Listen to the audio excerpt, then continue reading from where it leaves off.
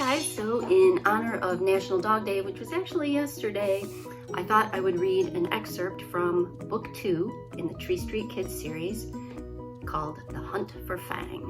One of my favorite characters in the book is actually this little guy, and he plays an important role in our main character's life. So here it is, an excerpt from The Hunt for Fang. This is near the beginning of the book. And Jack is in his bedroom, and he and his sister are sure they have heard something very strange outside of their window. I scrambled up into the dormer window, what my dad calls a doghouse. The window seat juts out of the slanted ceiling right beside my bed. There's plenty of room for a guy to sit and do important man thinking. Yes, the doghouse. Midge squished in beside me. So much for plenty of room. The second-story window faces Cherry Street. From here, I mostly see bushy treetops, but I can also see the streetlight at the corner of Cherry and Oak, my friend Ellison Street, and the sidewalk below that leads right to the forest preserve and left to the cemetery. I slid the top window pane down. Midge and I pressed our faces against the screen. The air smelled like musty metal and wet grass. Another sound echoed from farther away. A racket of yee-owls scratched like fingernails over the dark. Ghosts. Midge's voice vibrated against the screen. All my life, I was already 10. We had lived with my grandparents on their farm. I was used to the sound of stray dogs howling at night. Sometimes packs of them roamed the fields.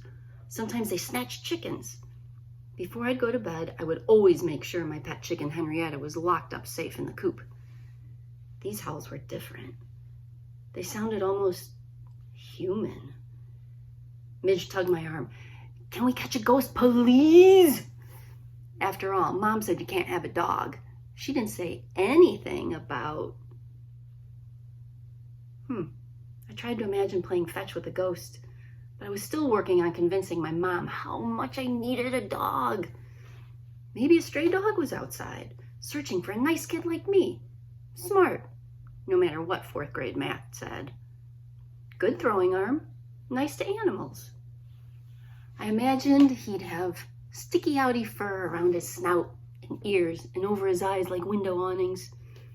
He'd be white with splotches of brown and black, or black with splotches of brown and white.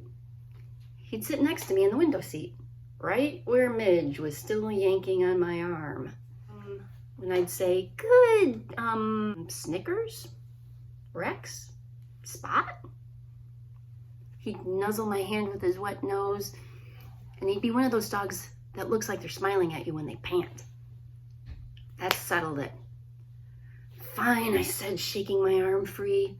I crawled out of the window seat and over my bed. Let's go catch whatever is out there. Thanks for listening, everyone. If you want to learn more about the Tree Street Kids series, visit treestreetkids.com. Be good to your puppy.